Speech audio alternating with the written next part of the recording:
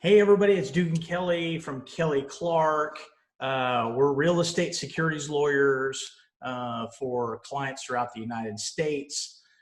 This video is discussing step one in connection with one of the various phases that every potential buyer goes through when it is looking to buy a piece of commercial real estate. So our hope in creating the real estate securities blanket is that we would help unwrap some of the mysteries and the legalese and some of the confusion or complexities of your transaction.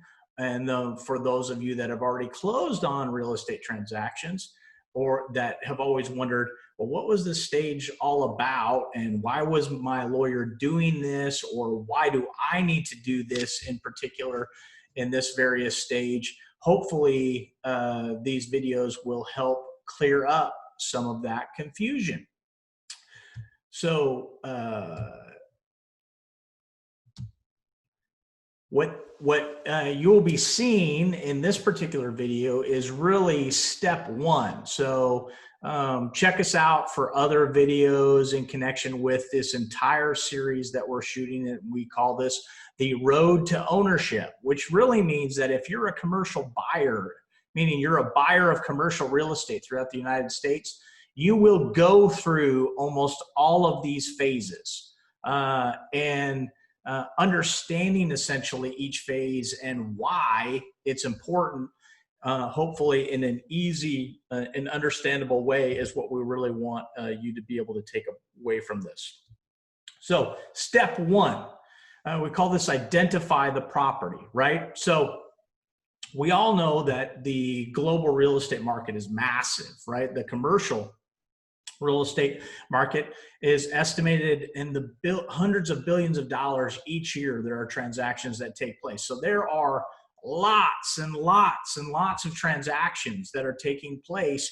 And if you're thinking to yourself, well, I really want to get in as a buyer into this market, it's totally understandable, because there are massive opportunities for buyers to get into all types of commercial real estate opportunities. So here are the most common types of commercial real estate opportunities for most buyers when they think about, like, what am I going to buy? And understanding what is it that you're going to essentially focus in on. So right at the top, one of our favorites is multifamily. And further on, we'll talk about the benefits of multifamily compared with other types of commercial real estate opportunities. But multifamily is generally 4 units or larger, meaning could be a quadruplex or a small apartment building to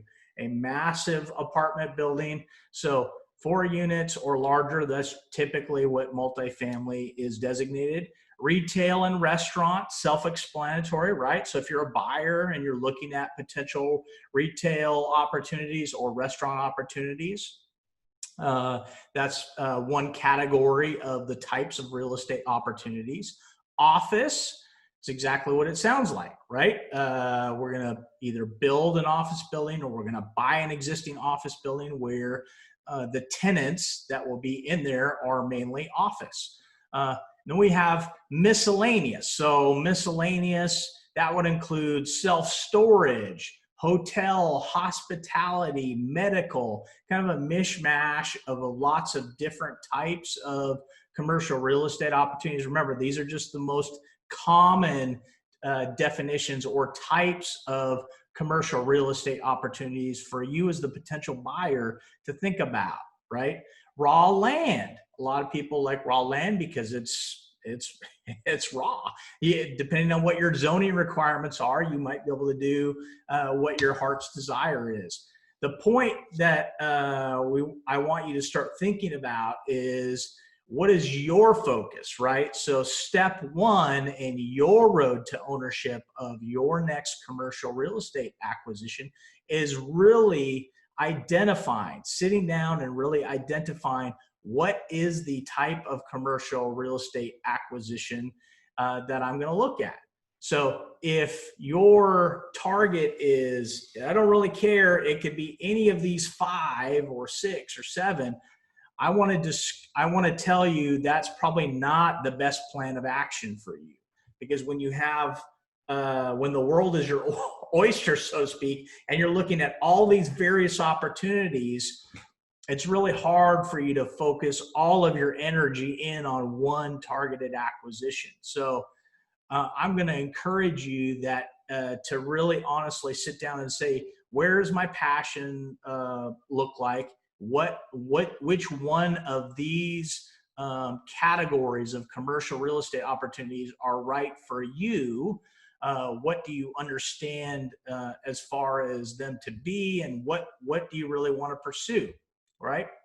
So once you're identifying essentially what type of real estate opportunity, whether it's multifamily, raw land, office, retail, restaurant, um, you're going to want to understand some of the basics, some of the basic terminology that you've probably heard commercial real estate brokers talk about, maybe even your own lawyer, your CPA, other team members. If you've been if you're going to be raising equity in connection with the acquisition, and you're going to be raising leverage or debt with a bank, they will be using these types of terminologies. So you need to familiarize yourself with the basic terminology that all of the professionals engaged in the various transaction will be using. And that includes cash. So this is the revenue generation aspect of your acquisition. That includes rents, fees, parking, vending, laundry, if you have a multifamily, pet, right? That's also multifamily. Depreciation, what type of depreciation benefits could you choose to get in connection with this acquisition? So depreciation is very, very important, especially for seasoned investors, people that are looking for potential tax benefits associated with the acquisition. There could be other tax benefits or subsidies that you need to become aware of, and credits. All of these things in the cash column, you need to kind of familiarize yourself with the terminology, so that when you're engaging with lenders, brokers, sellers, you know what you're talking about, and you're just familiar with the lingo, right? So every time you get into a new industry or a new venture or whatever, there's this own, it's kind of got its own little lingo that everybody talks. So understanding the terms and why people are using those and the way they are using them is going to be important for you. Likewise, expenses, right? You're going to want to know, most of us that own our own residential home understand the concept of down payment, right? That's the portion that the lender is expecting us to show up at the closing table and give to the lender, right? So if we have 80% leverage, meaning we have a bank that's willing to give us 80% of the purchase price, theoretically, that means we got to come up with 20%. That 20% is often looked at and called a down payment. Operating expenses, doesn't matter what type of commercial real estate opportunity you have, whether it's multifamily or raw land, there will be operating expenses associated with this. What is the debt service? Is there going to be debt service? Well, unless you intend to pay cash 100% for the acquisition, you will have a loan in connection with your equity. That loan is also known as debt service, meaning you will be paying on a monthly basis, or according to the terms of your loan agreement, to your lender some amount of money, and that is called debt service. What are the capital expenditures? Meaning, what are the items that you intend to improve, that you intend to spend on the property to do what you want it to do? So if you're if you bought a piece of raw land and you want to turn it into, let's say, I don't know, a bowling alley or something like that, you're going to have to go and make sure that zoning and get all the entitlements put into place, and make sure that your business plan and everything works according to that. So capital expenditures might be going through P&Z, planning and zoning, with the local regulatory body where the property is located that you're in the process of buying. It might be construction of a physical structure on that property to comport with whatever your vision is for that property. And then costs of service, right? What's the cost of service what are the costs associated with having to hire the professionals or people that are going to actually provide or maintain this particular asset for you? So this might be your property manager, if you're going to hire a third-party property manager. It may be some other types of professionals that provide an ongoing service to you. My point in all of these in this column, in the expense column, is really kind of understanding the basics, right? So once you've identified what the property is that's going to be your target, and we're zeroing in on our focus on that particular target, and we're setting that as our objective, as our goal, we're going to make sure that we understand the normal terms, the common terms that our circle of people that will be helping us get from basically identification of the property to letter of intent, all the way to the closing table, that we're all kind of on the same page. Leverage and debt, right? So this will often drive how much equity you actually need to show up at the closing table. So if you got a bank that's willing to loan you 100% of the purchase price, which would be a little unusual, right? But let's say that they were willing to do that. Well, okay, you would have 100% leverage. Most often, you will not have 100% leverage. The bank will be willing to loan you up to some amount of money that is equated to what we call debt or leverage in connection with the transaction. And various terms that you need to familiarize yourself with that would be secured debt, meaning what is the collateral that the lender is going to look at you in order to give you the loan. So it may be a personal guarantee. It may be that the bank is going to take collateral. It's going to be secured by another piece of real property or a business that you own or other assets that theoretically, if the transaction did not work out or you defaulted, the lender would be able to exercise their rights of foreclosure in connection with that collateral. That's secured debt. Unsecured debt, it's just like what it says. It means just with the stroke of the pen, right? So back in the early 2000s, even before the crash in 2008, many of us were signing income stated loans.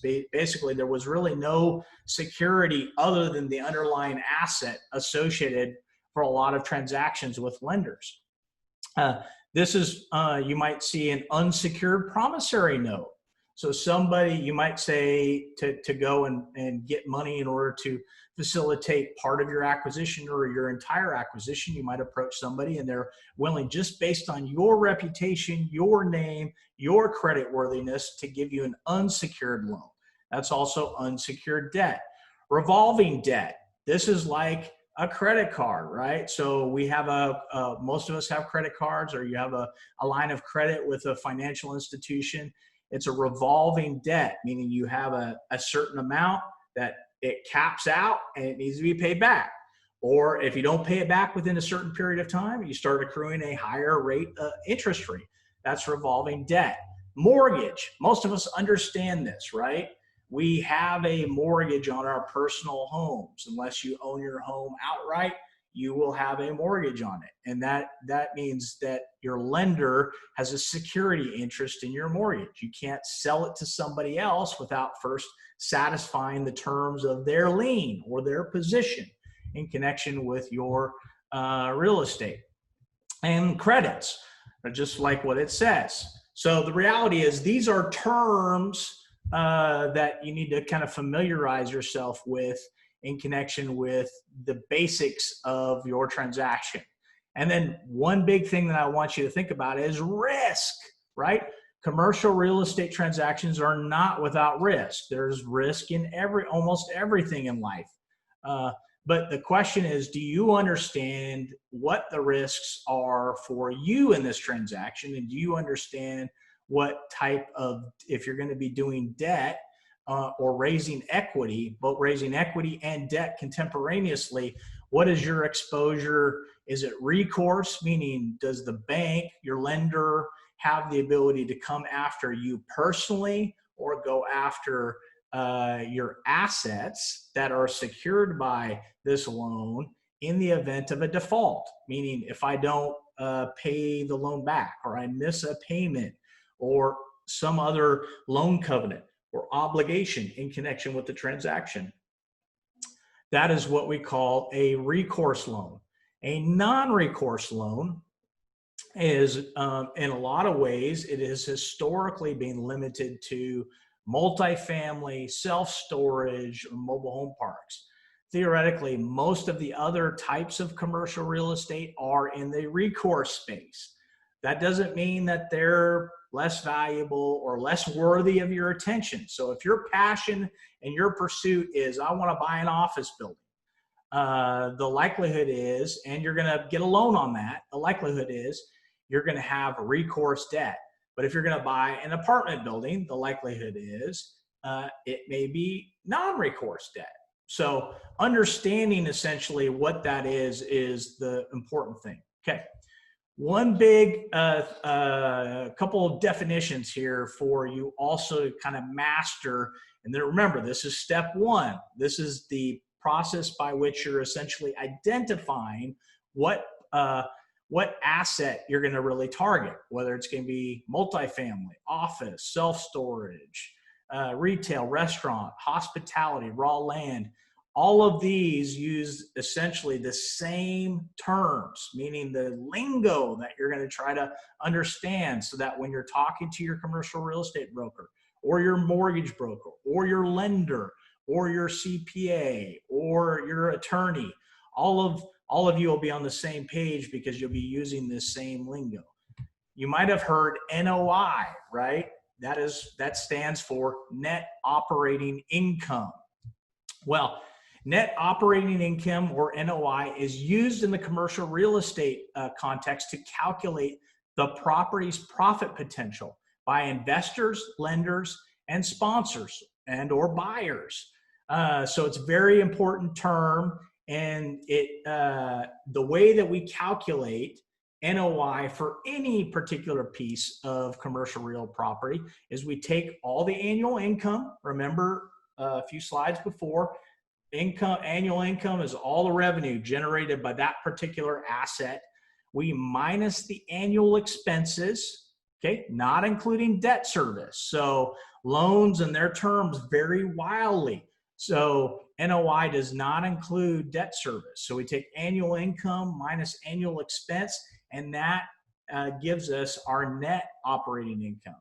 Well, you might say, well, Dugan, that sounds great, but I'm more of a bottom line person, and I want to know what is my net income? Meaning, it's just simply, let's understand how much money you will have paid after all expenses, and this includes debt service and taxes. So, in other words, we have a pile of money that's coming in that's generated from revenue. Right? We have minus all of our expenses. That gets us our net operating income minus our debt service, meaning what is our mortgage payment? What is our payment to the secured debt lender if we're using something other than a mortgage? And taxes. That will get us what the balance leaving. That is our net income. Right? Very important to understand that. Understanding the basics again, return on investment. So it doesn't matter if you intend to raise equity through passive investors or have partners to do a joint venture with, but everyone that invests in commercial real estate wants to know, what is my ROI, right? ROI stands for return on investment. This is just a simple way to calculate whether the real estate investment will achieve an acceptable amount of profit. Well, what's an acceptable amount of profit? Well, that's in the eyes of the beholder. So the reality is, what is an acceptable amount of profit to you? The point is, you're going to want to know what your ROI is, so that in your own mind, when you're thinking about identifying the property, right? What's going to be my targeted acquisition? Is it going to be an office building? Is it going to be raw land? Is it going to be an established multifamily product? So your ROI in connection with a raw piece of land that you have to go through the entitlement process and build may be wildly different than what your ROI is in connection with a multifamily property that already has established tenants and existing cash flow. So understanding what your ROI is very important. Likewise, many of you have heard the terms cap rate, right? This is another definition. So we've gone through NOI, net income, ROI, and now we're looking at cap rate as some of the most common definitions that you will run into for your next commercial real estate acquisition.